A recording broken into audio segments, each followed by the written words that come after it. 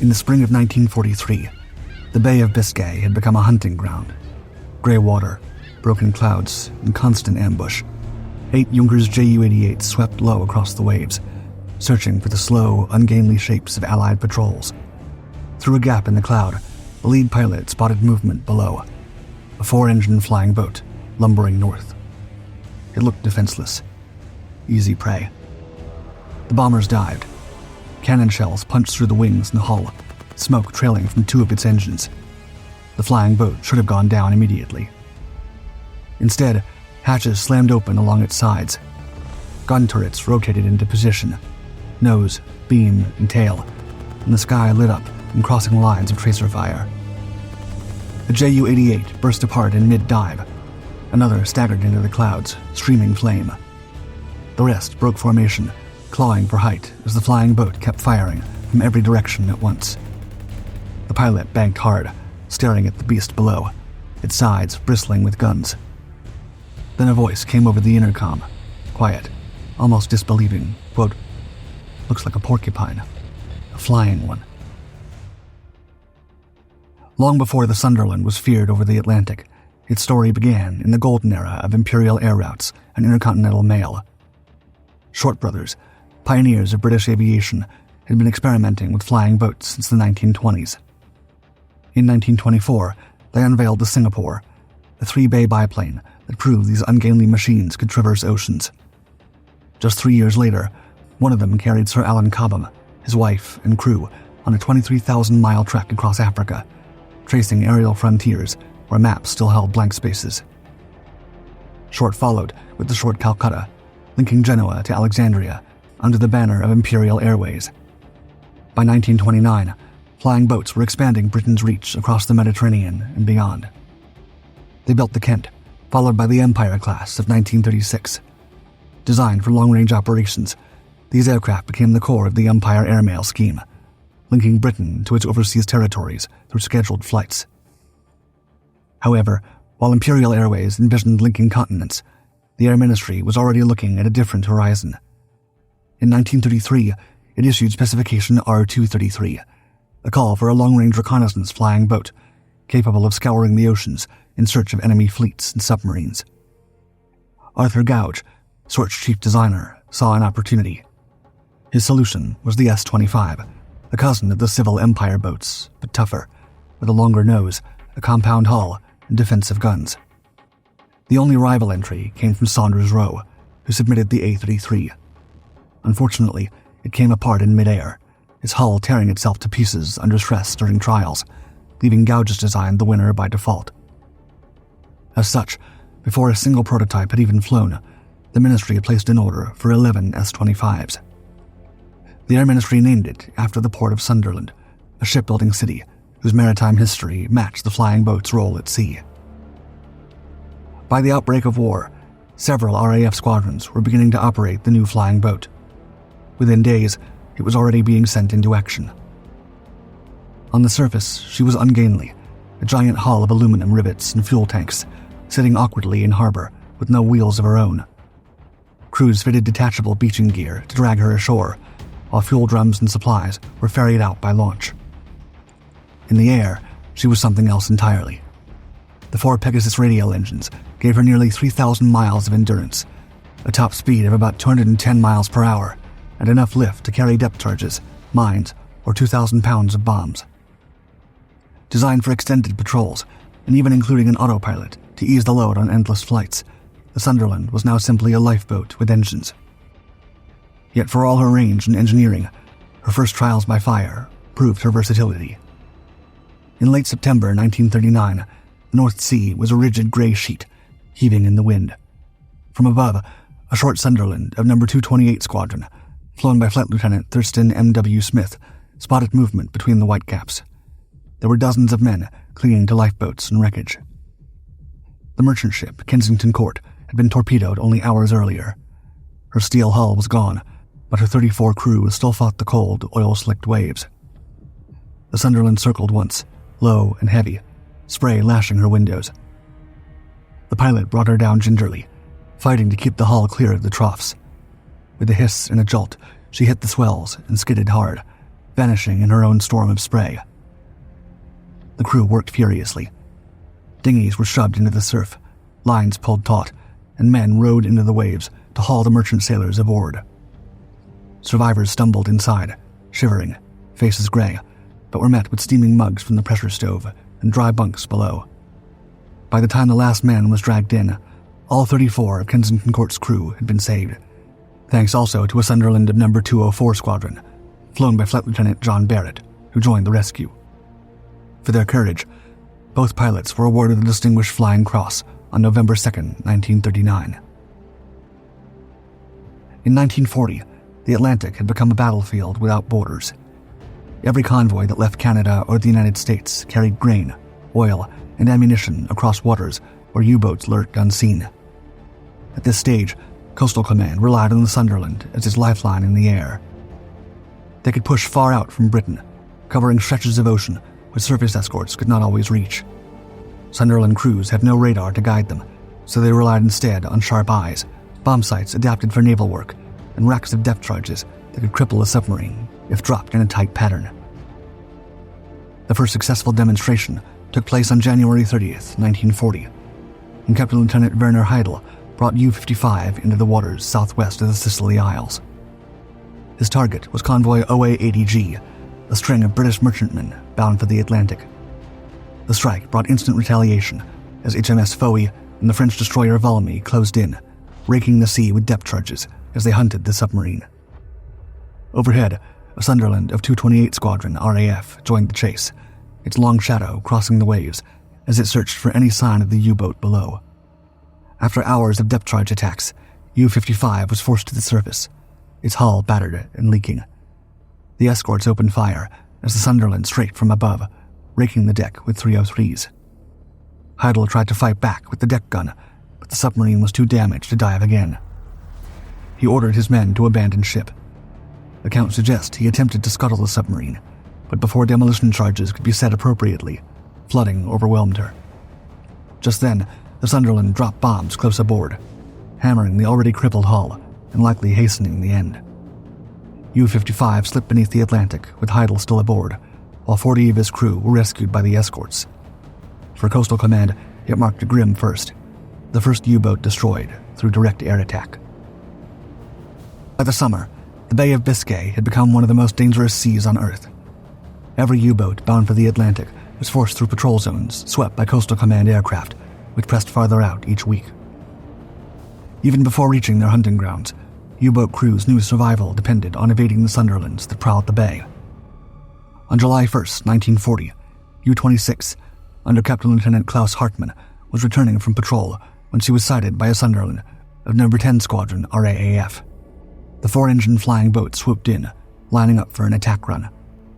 Hartmann ordered his crew to man the 20mm and rifle-caliber machine guns, the boat's only real defense against an aircraft that outweighed it 20-1. Tracer fire clawed upward as the Sunderland's Brownings hammered the conning tower, forcing the gunners down. For nearly a minute, the duel held, a lumbering aircraft trading fire with a tiny deck platform in the rolling Atlantic, until the Australians steadied in and dropped a stick of depth charges across the submarine's track. The blasts rocked U-26 and jammed her dive planes, leaving her crippled on the surface.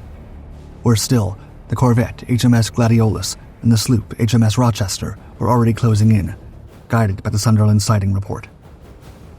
Caught between surface warships and an aircraft overhead, Hartmann had no way out. With the hull already compromised and systems failing, he gave the order to scuttle the ship. Explosive charges were set, vents opened, and the boat began to flood. Moments later, U-26 slipped beneath the waves, the first U-boat lost in the Bay of Biscay campaign. This time, the crew survived. 48 men, including Hartmann himself, were hauled aboard Rochester and carried into captivity. The short Sunderland was one of the largest aircraft to see combat in the Second World War. Bomb racks inside the fuselage could be rolled out under the wings, carrying depth charges, mines, or up to 2,000 pounds of bombs. What truly distinguished the Sunderland was its defensive firepower. The nose turret carried twin 303 Brownings. Later reinforced with fixed forward-firing guns the pilot could unleash himself. Waist gunners covered both flanks from the beam hatches. and in the tail sat its most lethal weapon, a power-operated Nash & Thompson FN-13 turret, packed with 4 Brownings, ready to shred anything that tried to close in from behind. Later versions gained a dorsal turret on the upper fuselage, pushing the total armament to as many as 16 machine guns and making the Sunderland one of the most heavily armed aircraft of its size in the war. Individually, 303 Brownings lacked reach and striking power, but in numbers they were devastating. Coupled with a rugged airframe that could take punishment, the Sunderland's overlapping fields of fire turned it into a fortress far more dangerous than its ungainly shape suggested. On April 3, 1940, a lone Sunderland of No. 210 Squadron was patrolling off Norway when the hunters found it. 6 Junkers Ju-88C heavy fighters, dispatched to sweep Allied reconnaissance planes from the skies, burst from the clouds and fell upon the flying boat. Cannon shells smashed into the tail, punched holes through the fuselage, and ripped at the engines. The Sunderland staggered under the assault, but refused to fall. From the tail, its 4-gun turret roared to life.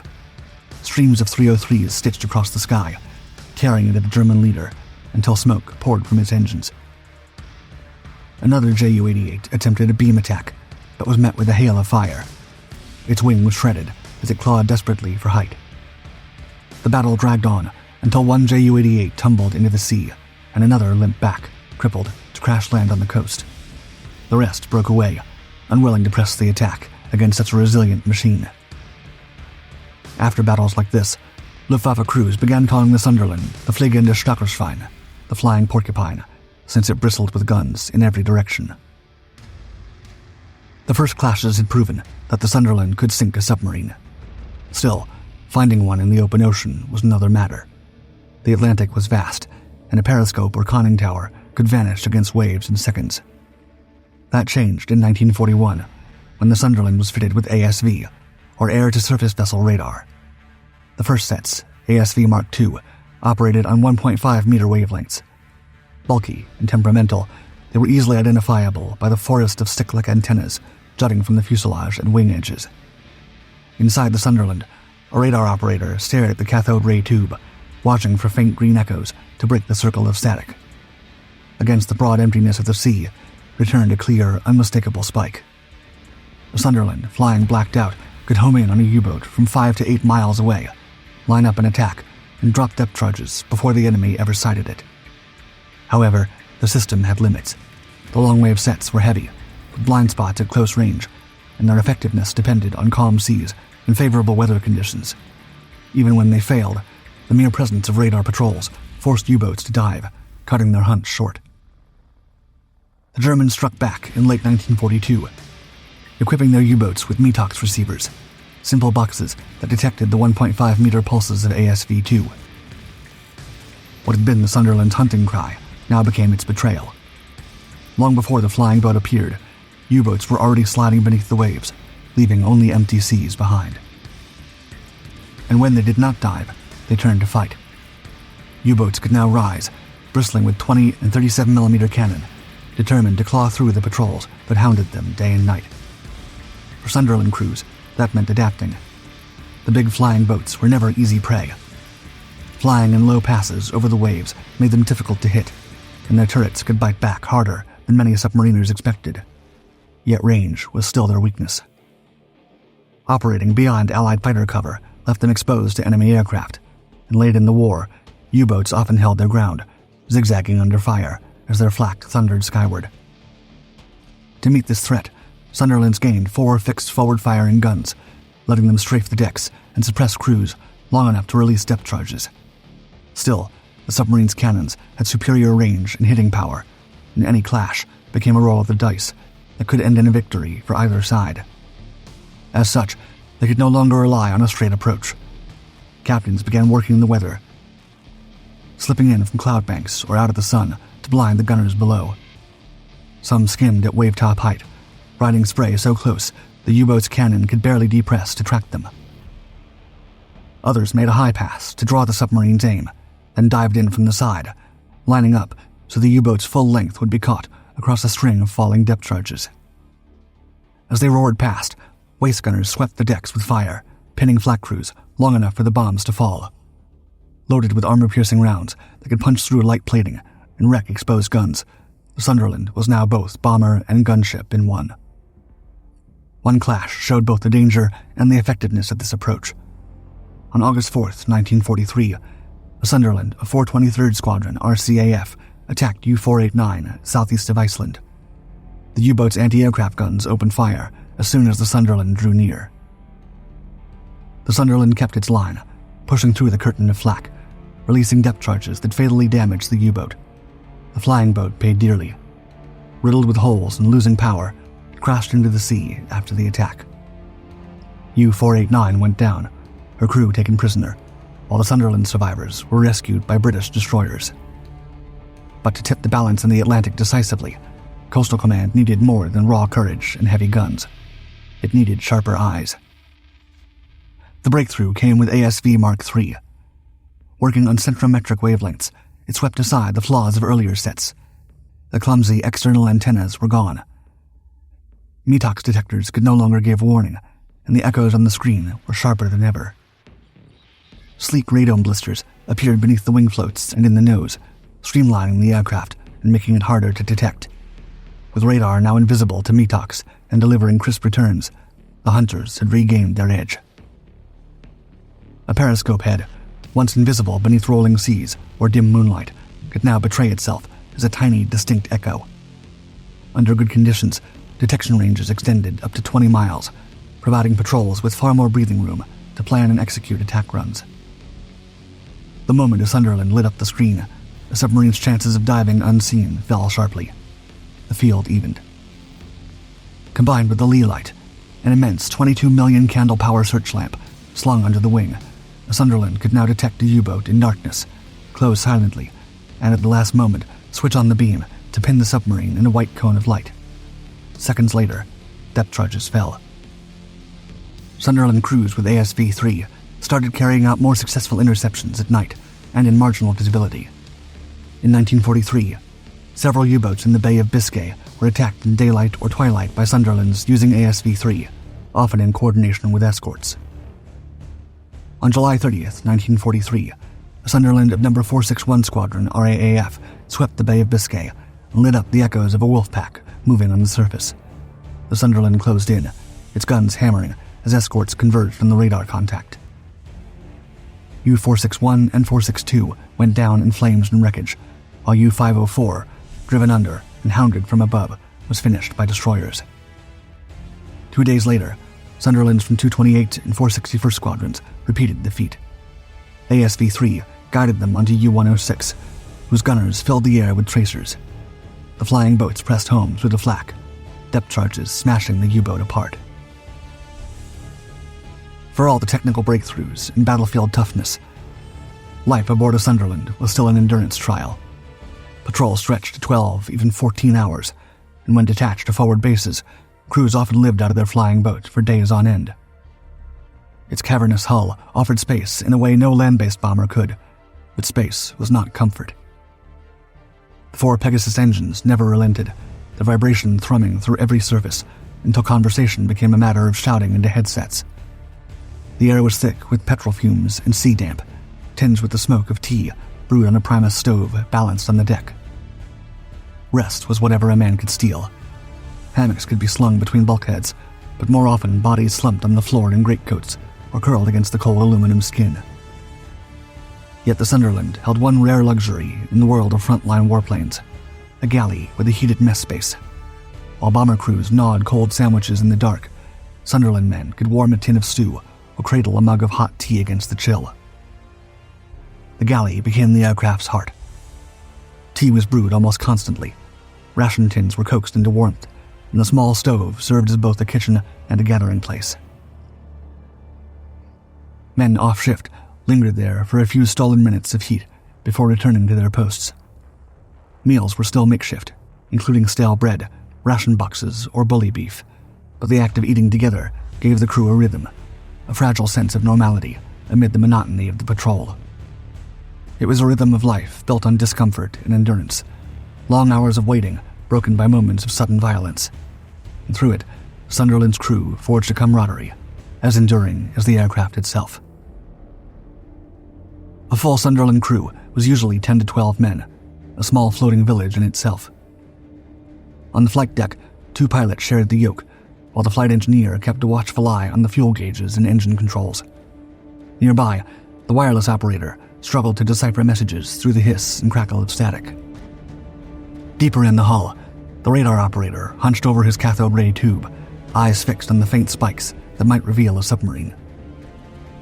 The gunners rotated constantly between stations, the nose turret, the beam hatches, the dorsal position, and the heavy 4-gun tail turret, scanning the endless sea and sky for any sign of movement. To survive such long patrols, most roles were doubled. One pilot flew while the other rested. Gunners traded places so some could stretch out in hammocks or on the deck. Even the radar and wireless operators alternated spells at their sets, keeping the Sunderland's watch unbroken. And yet, there was usually only one navigator, and he had no relief. Hour after hour, he hunched over charts, protractors, and drift recorders, his pencil scratching steadily as he fought to pin down the aircraft's position over a sea that gave back no landmarks. His work was the difference between landfall and vanishing into the Atlantic. Even the slightest miscalculation could mean missing a convoy rendezvous or running out of fuel before reaching base. While others rotated through duty and rest, the navigator's task never stopped. For most Sunderland crews, these missions never erupted into combat at all. They spent the war flying endless patrols, watching the sea roll beneath them, waiting for a contact that often never came. The real enemy was the ocean itself. A single navigational slip could bring down a crew just as surely as German gunfire. For years, the Atlantic held a blind spot, a stretch of ocean so vast that convoys could not be covered by land-based aircraft. It soon earned the nickname of the Black Pit. Out there, the convoys steamed blind. German U-boats massed there in wolf packs, striking almost without opposition. In a single night, whole convoys could be ripped apart, leaving tankers and freighters blazing on the horizon, while escorts fought desperately to contain the onslaught. The consolidated B-24 Liberator, with its enormous range, was the true game-changer. Able to patrol deep into mid-ocean where no other aircraft could reach. Yet flying boats like the short Sunderland remained indispensable. With each new Mark, their endurance grew. The Mark III and Mark V carried broader wings, more powerful Pegasus engines, and fuel loads that pushed their range past 2,500 miles. For a flying boat, it was an impressive reach, though still not enough to span the Black Pit on its own. The solution came in a series of widening circles. When RAF Coastal Command first gained access to Iceland in 1941, patrols could finally sweep into the North Atlantic. The following year, Newfoundland became another springboard, allowing Allied aircraft to range westward and meet convoys bound for Europe. Yet even with these gains, a broad swath of the ocean remained uncovered. That final breach was only sealed in late 1943, when Portugal, under intense diplomatic pressure, granted the Allies basing rights in the Azores.